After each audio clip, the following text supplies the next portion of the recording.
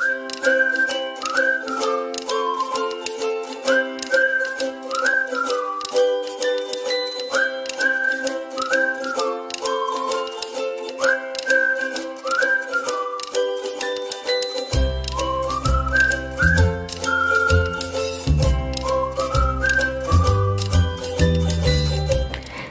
pagi adik-adik.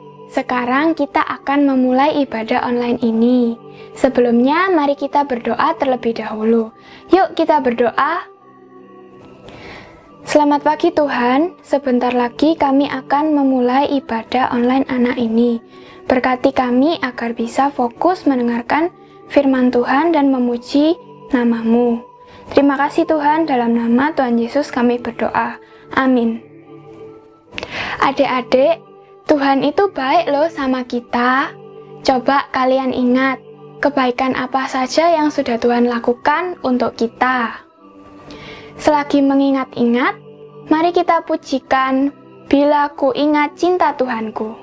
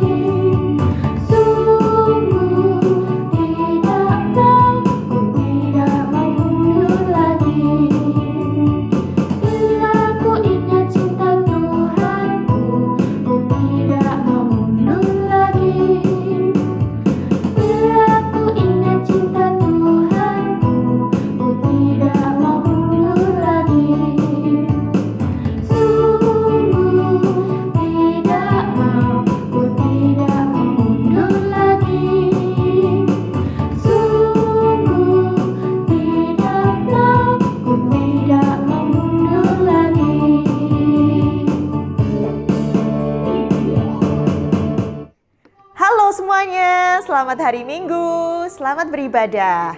Tema kita pada hari ini adalah percaya Tuhan menyelamatkanku.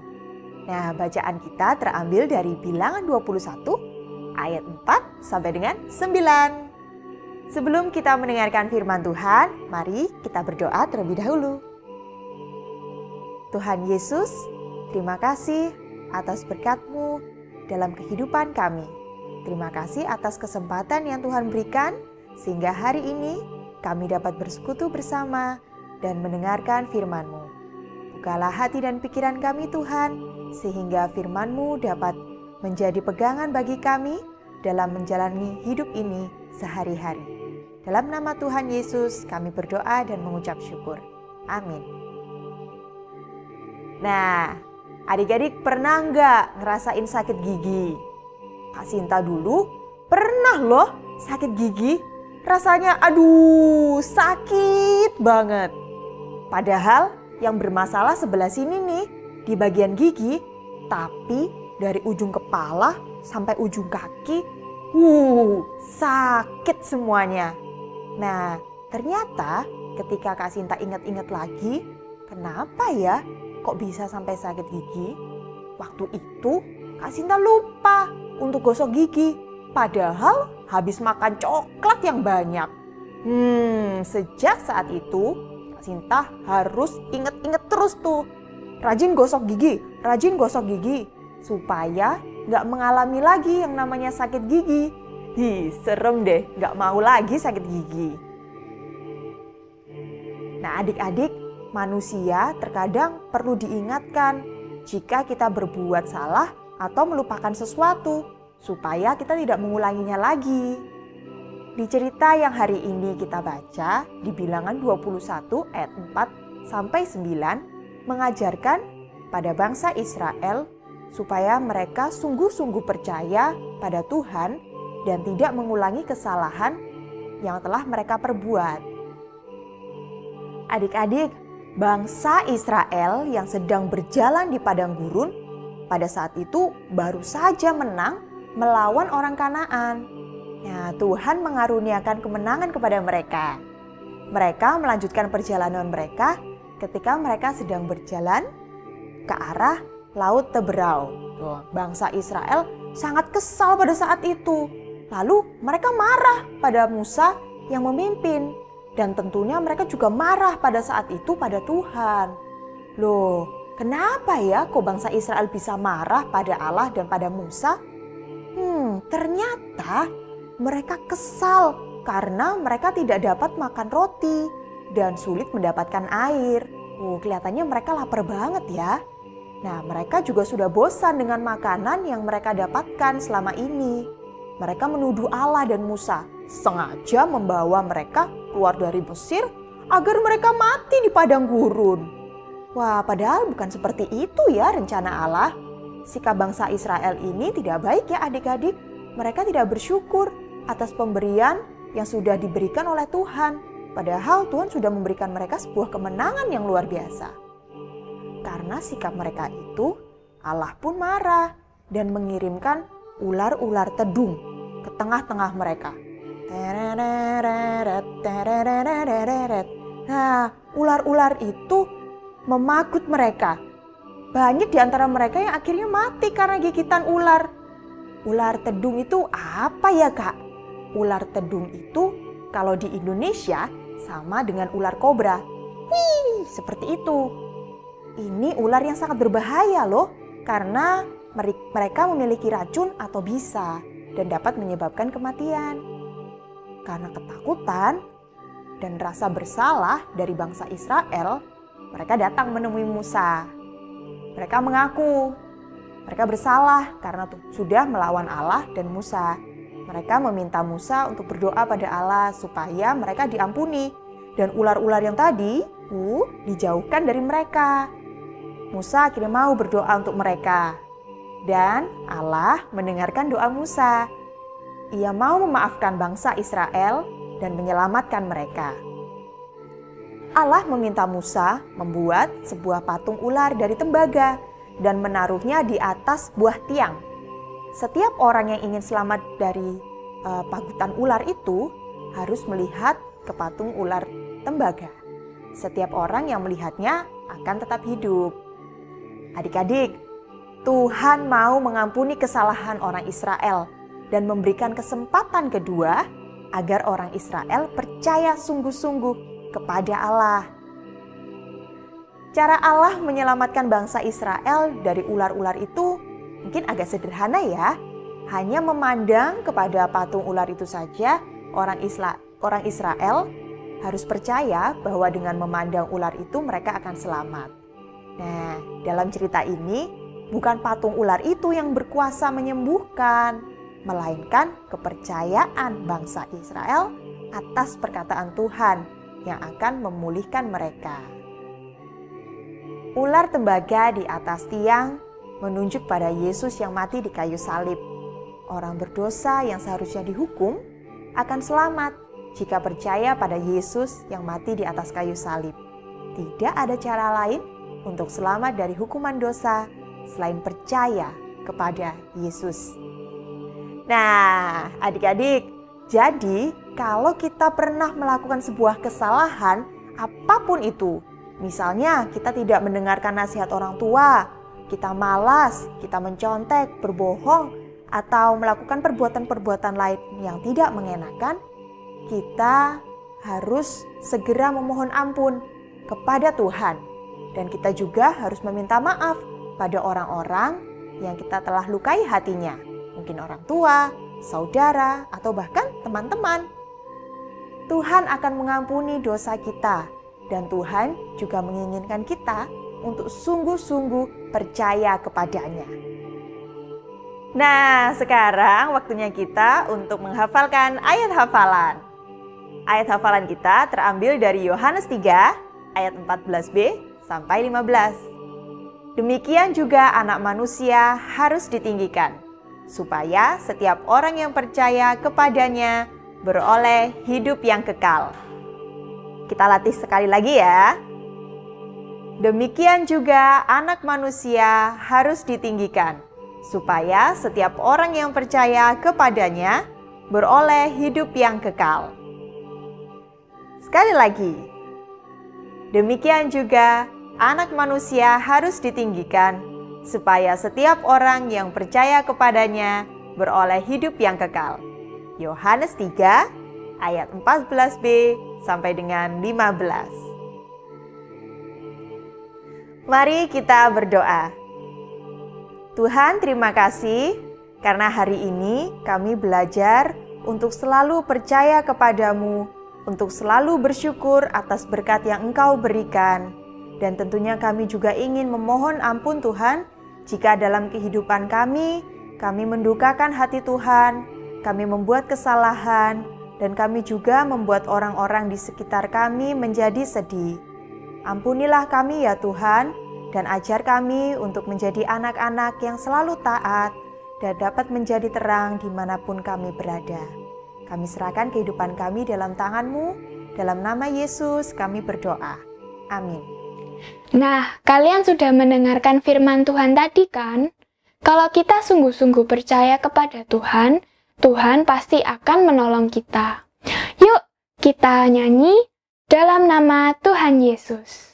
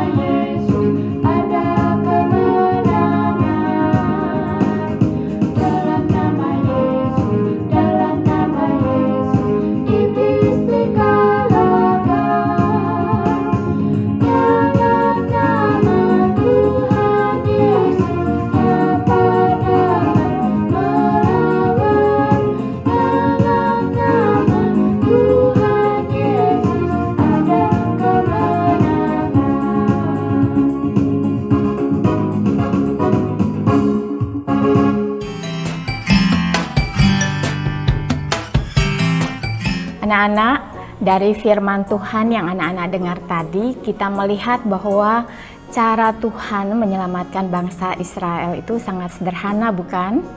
Hanya dengan memandang ular tembaga buatan Musa, mereka selamat. Tapi bukan itu anak-anak, yang paling utama adalah percaya kepada kuasa Tuhan dan mau taat.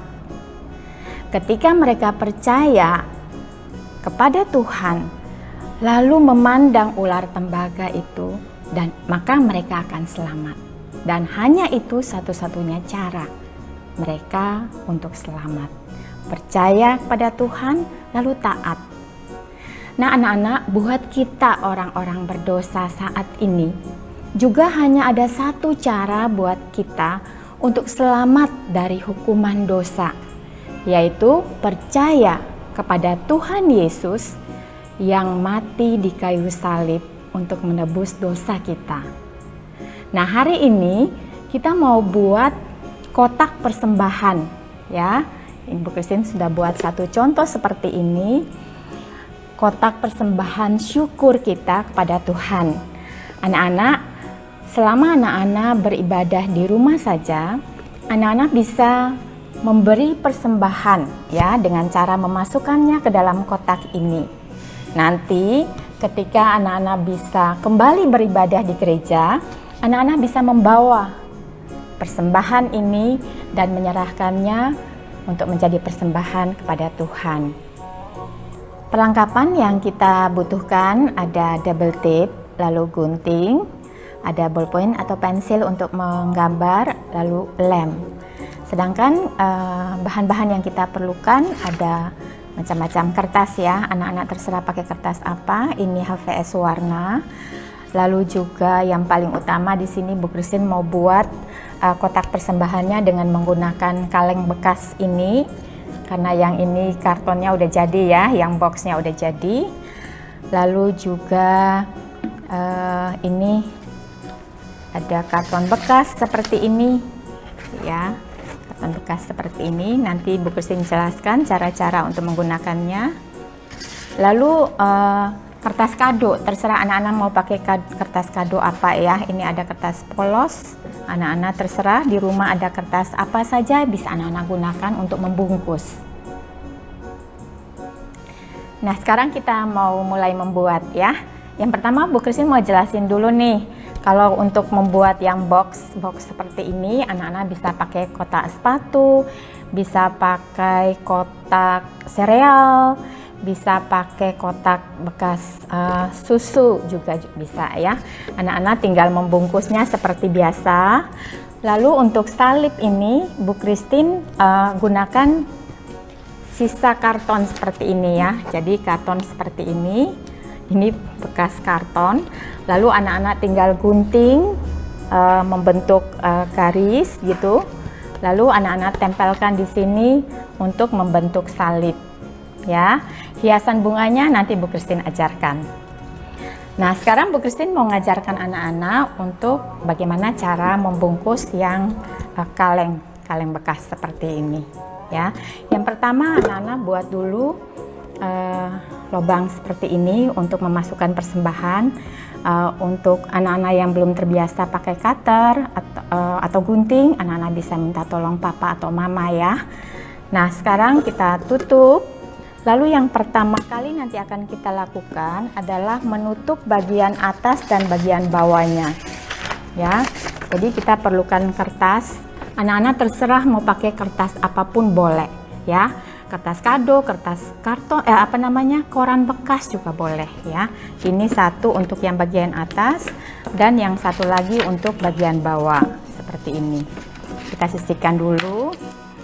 Sedangkan untuk sampingnya itu Bu Christine menggunakan karton bekas tadi seperti ini ya untuk yang sampingnya.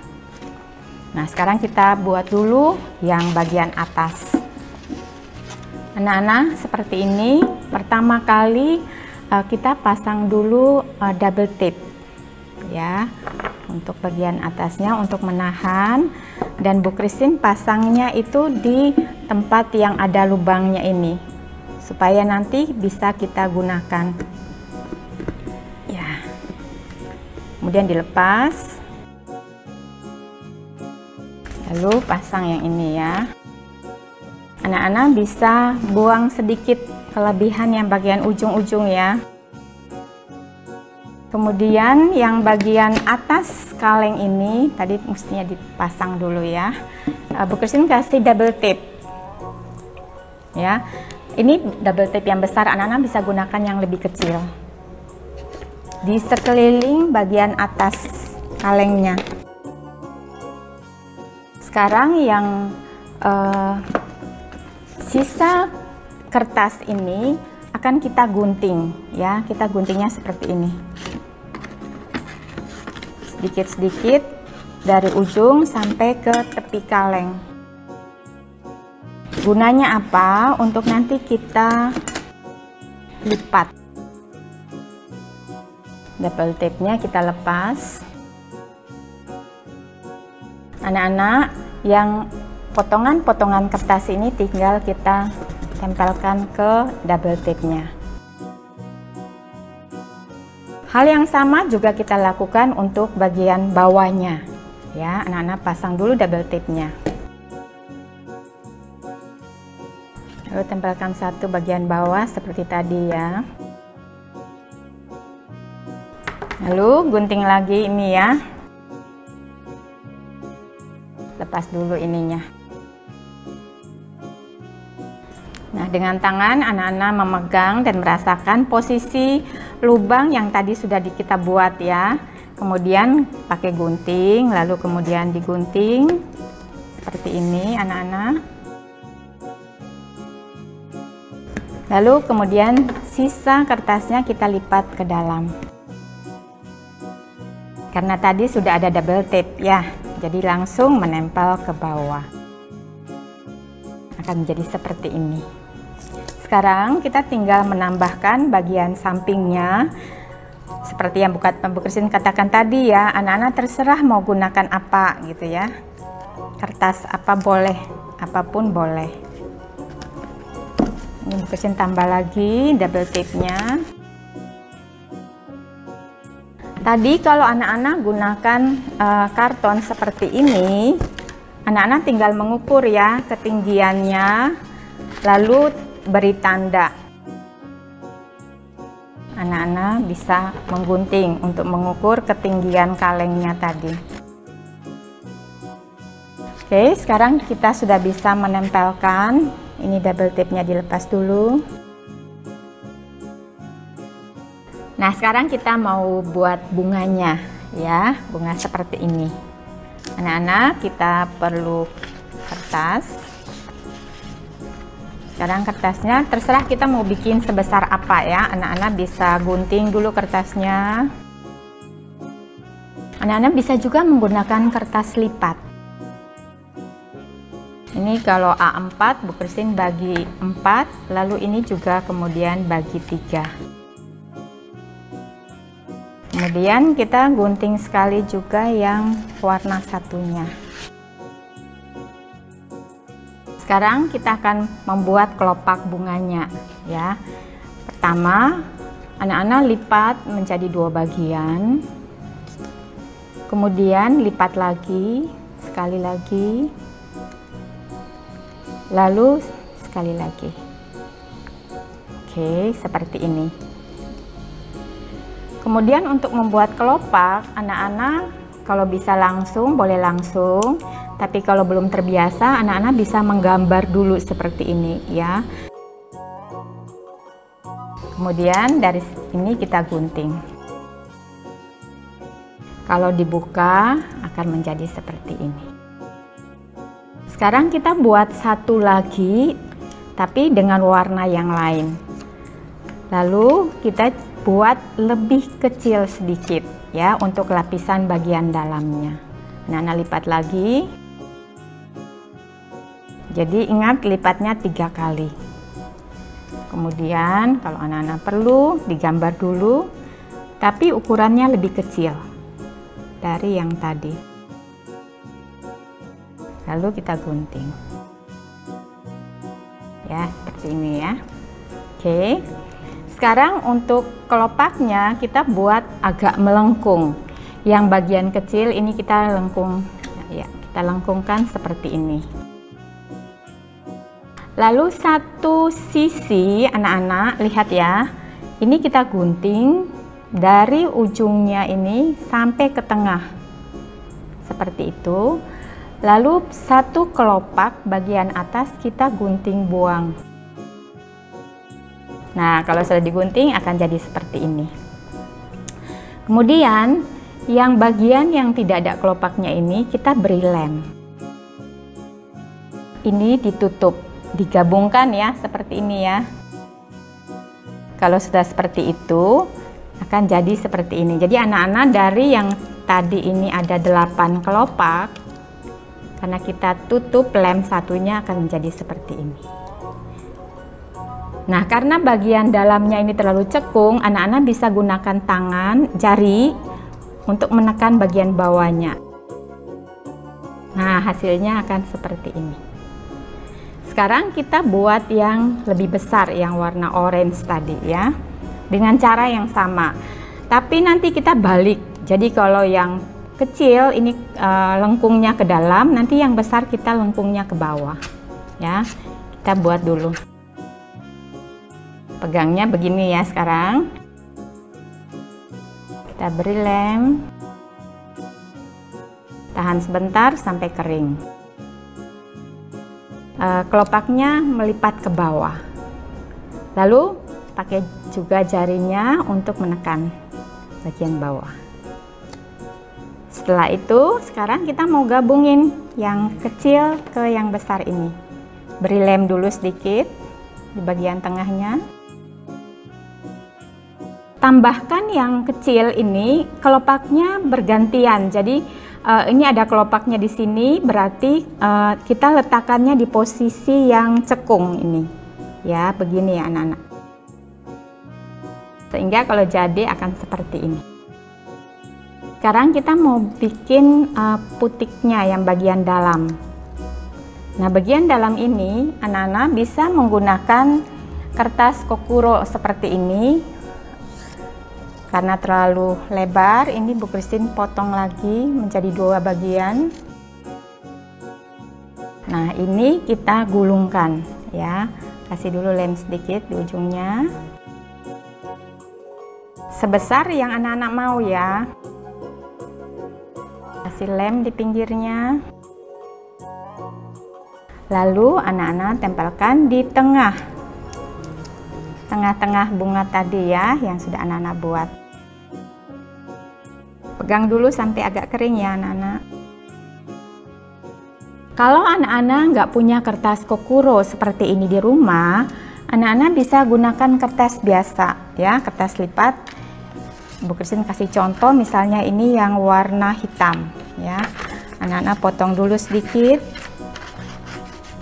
Letak ini 2x2 aja. Lalu kita mau buat lingkaran, tinggal dilipat 2 kali seperti ini. Kemudian anak buat lingkaran ya. Jadi segitiga seperti ini ya. Lalu bagian ujungnya anak-anak gunting kecil-kecil.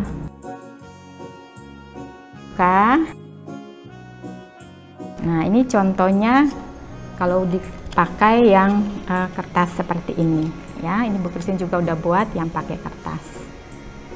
Nah, sekarang kita akan mulai menghias ini persembahan kita, kotak persembahan ya. Ini terserah anak-anak, mau ditaruh di atas seperti ini, disusun-susun. Bu Christine naruh di atas dulu ya. Kasih lem. Nanti anak-anak harus tunggu untuk kering ya.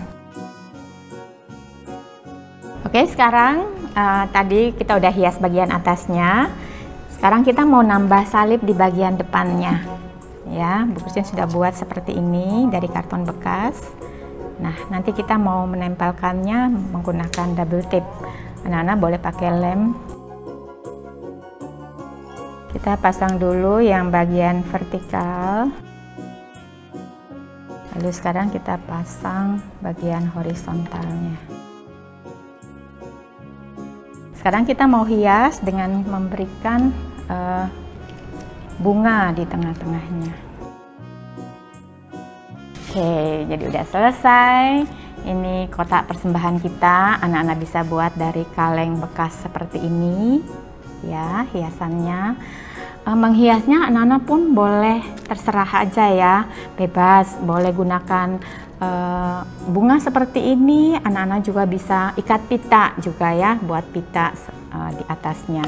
Lalu kalau yang box bisa berbentuk seperti ini.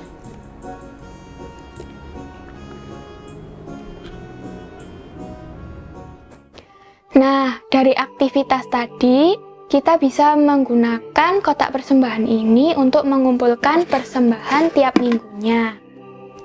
Lalu, saat kita sudah bisa beribadah kembali ke gereja, kita bisa membawanya dan mengumpulkannya bersama untuk memuliakan nama Tuhan.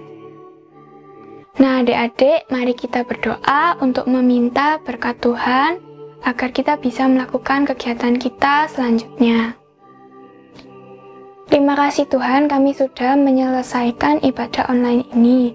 Sebentar lagi kami akan melanjutkan kegiatan kami masing-masing. Berkati kami ya Tuhan. Terima kasih Tuhan, dalam nama Tuhan Yesus kami berdoa. Amin.